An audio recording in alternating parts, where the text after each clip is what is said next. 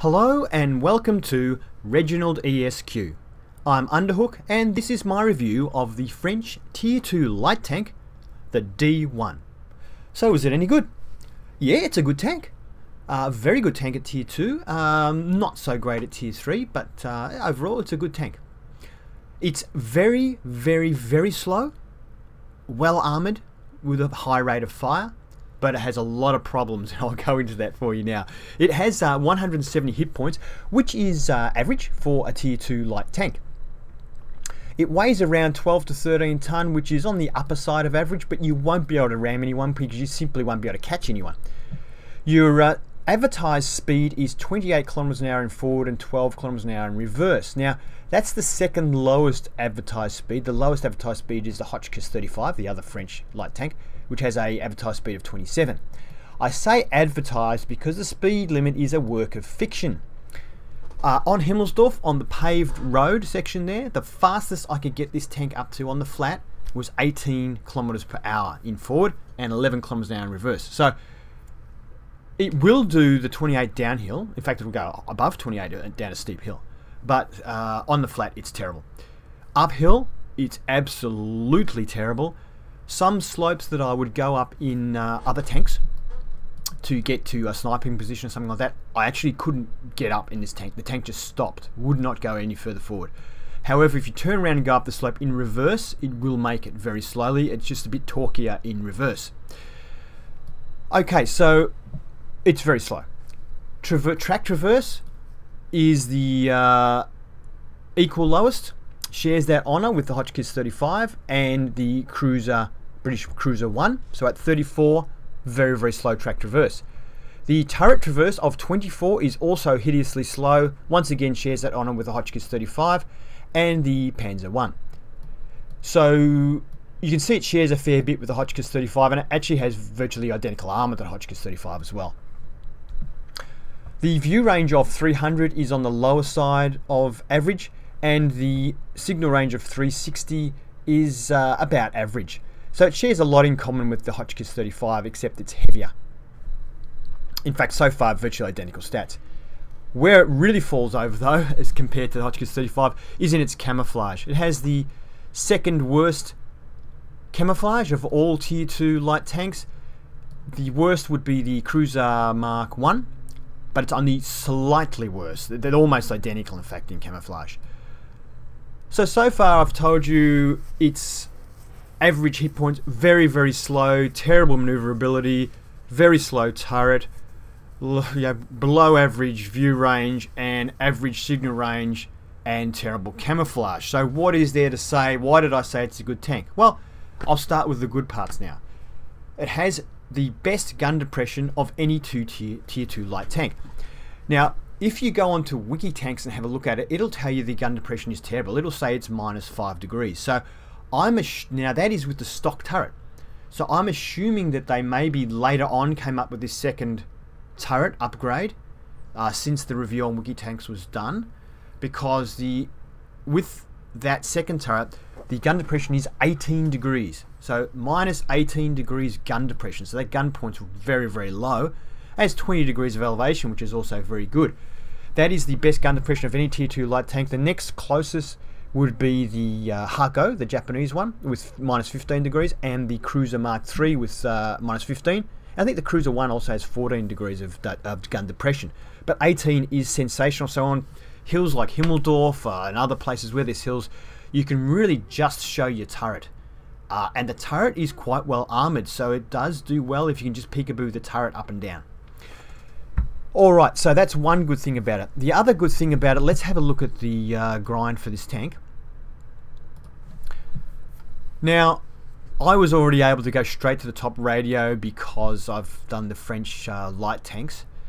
The engine is definitely a necessary upgrade, but it really doesn't do much. Track traverse, yeah, you definitely need the tracks because you want to boost your traverse from 32 to 34. Interestingly, now this turret will also slow you down because it's quite a substantial increase in weight from 500 to 1300 kilos, but it does increase the view range and also improves the stats of this gun, which is the one you want. You do have a choice of guns, but let me get them up.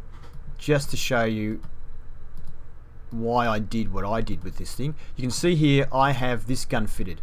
It's not the top gun, you don't need this turret for it, and I'll show you why I have that gun fitted. Alright, I might do it like this. Okay, so the first gun you start with is really, I think, off the tier 1 tank. 29 penetration, 30 damage. The penetration is far too low for a standard gun, so forget about it. Then you have the auto loader, which has 23 penetration and does 8 damage per shell. It has 30 shells in the magazine, 0.13 time to fire, and 10 seconds to load the magazine. All that's pretty good, and the damage is okay for an auto loader. Accuracy is terrible, aim time's very good. But 23 pen is absolutely terrible, and you won't be able to penetrate virtually anything except tier 1 tanks. So you would have to use the premium ammunition, which is going to give you a 36 pen if you want to use that gun. And it would probably be okay, not bad. Still a lot of tanks you won't be able to pen, but with an auto loader it wouldn't be too bad. Alright, then you've got the gun that you need to get the turret for, which is this 47mm here. Rate of fire 24, which is pretty good. Only has 25 pen, but it does do 50 damage. Has an accuracy of 0.53, which is terrible, and an aiming time of 1.7, which is very good. Now 25 pen is awful, and in a single fire gun like this is a total waste of time in my opinion. However, with premium ammunition it comes to 46. If you wanted to use this gun with premium ammunition it would be alright, but I definitely wouldn't use it with standard ammunition. It'd be a waste of time. Or you could use it with HE, where you'll get 24 pen for 62 damage. You might do okay with that. Terrible accuracy of 0.53 means you've got to get pretty close, but you've got pretty good armor, so you can do that. And 1.7 second aim time is still very good, so close range it would be alright. So that is an option. I didn't use it though. I went for this gun, which, as you can see, you don't need the turret for. However, when you get the turret for it, it does increase the aiming time. It does reduce the aiming time, so it's worth still having the turret.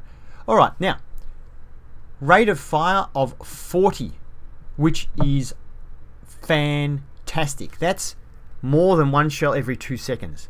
That's an extremely high rate of fire. In fact, that works out to, what, is that 1.3 seconds? No, it's about 1.6 seconds for every shell. That's very, very fast. High rate of fire. Has 46 pen, so that's the best pen of any of the guns on offer. And if you use premium ammo, we'll have a 68 pen, which is very, very good. Does 27 damage though, which is terrible, very low damage. But when you consider that you're firing, you know, 2 shells every 3 seconds, it's pretty good. Accuracy of 0.43 is not bad for a tier 2 light tank. And the aiming time, when you upgrade the turret, goes from 1.5 seconds, which is sensational, to 1.3, which is absolutely incredible. So all of those shots you're firing with this highly rapid gun are fully aimed, which is sensational. This is a very, very good gun. However, the penetration with standard ammo is a little low, but it's okay. But the rate of fire makes up for it. And the damage is very low, but the rate of fire makes up for it. It does mean, however, that you pretty much need to sit out in front of tanks and just pump shots into them. You're basically wasting the rate of fire if you're moving back and forward. Because I use predominantly standard ammunition, this is the gun that I use. I don't really use premium much, so this is the gun for me, but you may choose to use the 47mm if you prefer to use premium ammunition. Okay, enough of that. What I'll do now is get into Tank Inspector, have a look at some of the armor, and then we'll get into a game so you can see how it is. Alright, let's go. So we're in Tank Inspector having a look at the armor of the D1. I'll go into the colorized view. We can see here that the lower plate, or the lower glacis there, has 30 mils of armor, as does the upper hull here as well. And the upper glacis has 25 mils of armor, as does the area around the driver, which is not too bad at tier 2. The side of the tank also has that 30 mils of armor, and if we look down here, we've got covering the track some spaced armor of 16 mils, overlaying another 25 mils of armor. So it's actually quite tough, that section just there, and the side of the tank's not too bad either. The rear of the tank, we have 30 mils of armor, which is very, very good for the rear of a tank. And this bracing plate here acts as spaced armor, 16/30, so very hard to penetrate it through that. The upper deck though, the engine deck here, is quite thin at 10 mils. Alright, now let's have a look at the turret. This is the upgraded turret, which is actually quite good. We've got 40 mils of armor on most of the turret there. And if we get to the edges, it's kind of rounded, so you can see there the equivalent armor is actually better than the flat armor, so it's kind of not bad. It's fairly bouncy. We've got a few sections here though that are only 35 mils, some of the viewport type areas. The cupola is excellent at 40 mils, so it's not a weak spot, the cupola, as is the case with quite a few of the light tanks. And on the side and the rear of the turret is the same. There's just a service hatch here at the back, which is only 35, the rest is 40. So it's quite well armoured, especially the turret, so it's worth going hull down in this tank. Now I should mention that for the gameplay that you're about to see, I have camouflage net, binoculars and toolkit. The only reason I fit those is because I don't have to spend any money to put them on or take them off, and yeah, I don't want to spend. I'm probably not going to keep the tank. If I was going to keep the tank, if I really liked it, I would suggest getting a spore liner, because you really need to rely on your armor in this tank, because it's not fast enough to pop out and pop back and take shots. You really have to sit in front of people and use your high rate of fire to knock them down. So therefore a spore liner would help reduce damage from people firing HE at you. And I would probably get coated optics, because it's so slow you need to keep moving. But that's just my suggestion. In this game also, please bear in mind my crew is only 75%. So the tank will perform a lot better when it's fully trained crew. Let's get into the gameplay. Alright, here we are on Himmelsdorf. Here I am testing the reverse speed of the tank, and as you can see I'm getting up to 11 kilometers an hour. And now we'll test the forward speed of the tank. It's a tier 2 game, although we have 3 tier 1s in our team who are in a platoon, and the enemy only has 1 tier 1 on their team. So here we go, forward speed. This is a flat paved road, 18 kilometers an hour, the best we can get. As you can see, the medium one, the tier 1 medium, is pretty much a similar speed. Actually, that medium one behind me was catching me. Now, admittedly, my crew skills are only 75%, so it may go a little faster if the driver is 100%, although that really should only matter on poorer terrain. On good terrain like this, it probably shouldn't matter. Anyway, here we go. So what you're going to see, I've got the 25mm gun, which is the one that has the best penetration with standard ammunition, or best penetration all round, but very low damage, very high rate of fire, very good aim time. The tank has a very well armoured turret for tier 2, but not so great the rest of the tank. Here comes the T-18, let's have a shot. We managed to get that, I believe, into his upper frontal plate, which is the weakest part of the frontal armour, and we get 26 points of damage, which is alright. So you can see there, even on the move, the gun's reasonably accurate for a tier 2. Back of the T-18, well that one missed, there we go.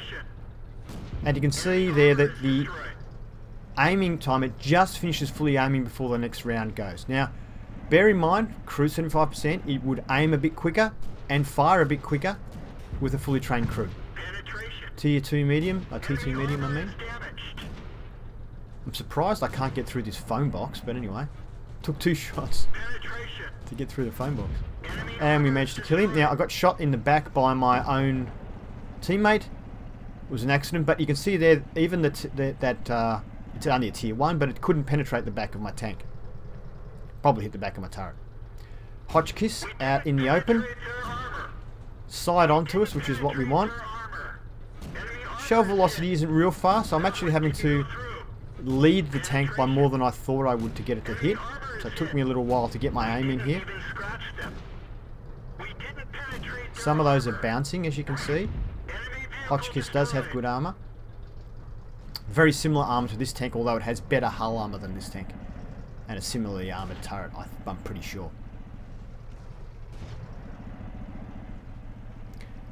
So I'm heading down now, and I figure I might actually try and go up the hill and get the enemy from behind up there, but I'm not sure how many tanks they've got up on that hill at the moment. But I will just proceed down here first, see if we can see the other tanks hanging around the corner just here. I have a quick peek, I can't see anything down there, so I figure I might turn and start going up the hill. And I can see comments in there that says we lost the hill. So I'm thinking maybe I should turn around, because if we've lost the hill, they're not coming back this way, they're going to be going down our side. So I decided to turn back and start heading towards our cap, because I might be needed to defend the cap. Then I see these two tanks are lit up here on the left, so I decided to have a look, and that's just too good to resist. The back of the medium 2. And dispatch him. There's a hard go there. He's behind the wreck. I'll manage to get one into him there. And someone else finishes it off, so that's good.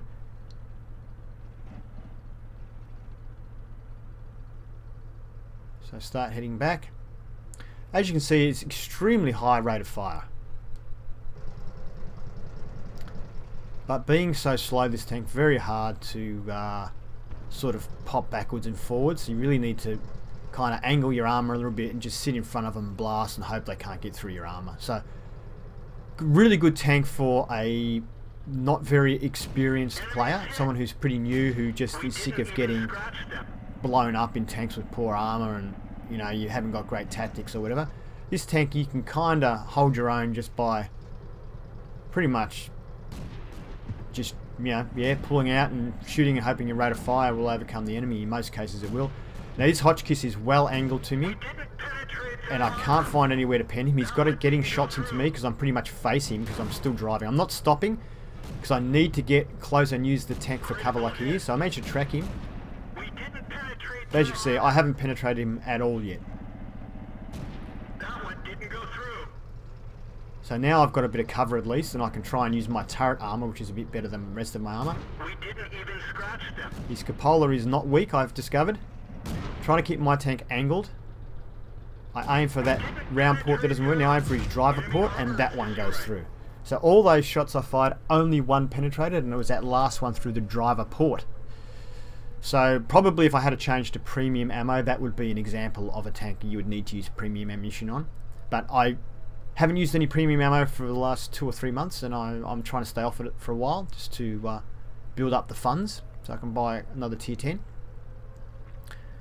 So now I'm really excited. The blood's rushed to my head. I'm thinking my tank's invincible. I'm going to get Top Gun because I've got 5 kills already. There's only one tank left on the team, and he's in our cap. So here I go.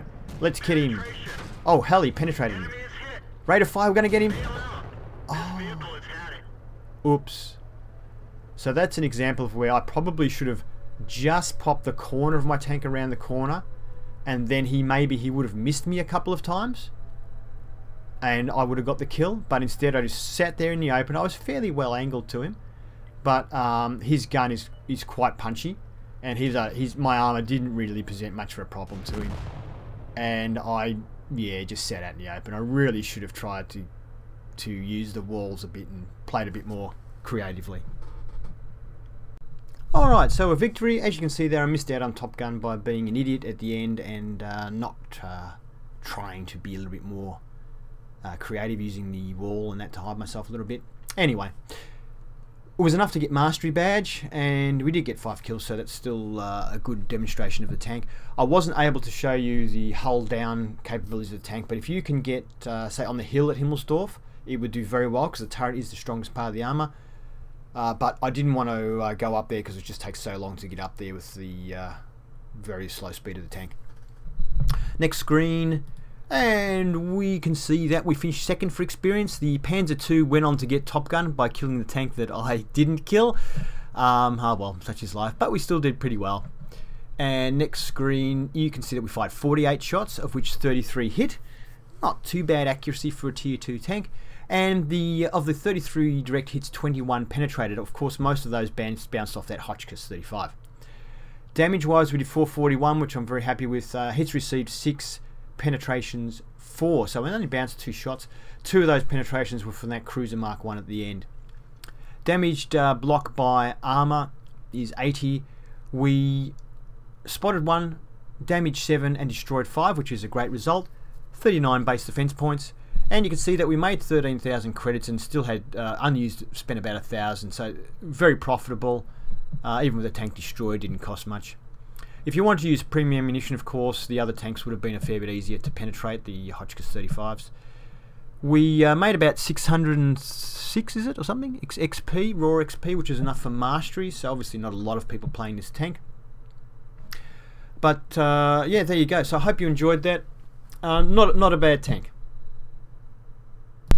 Thank you for watching my review of the D1. I hope you liked it, and if you did, please give it a thumbs up. If you'd like to see more reviews and gameplay, please subscribe to ReginaldESQ. Have fun!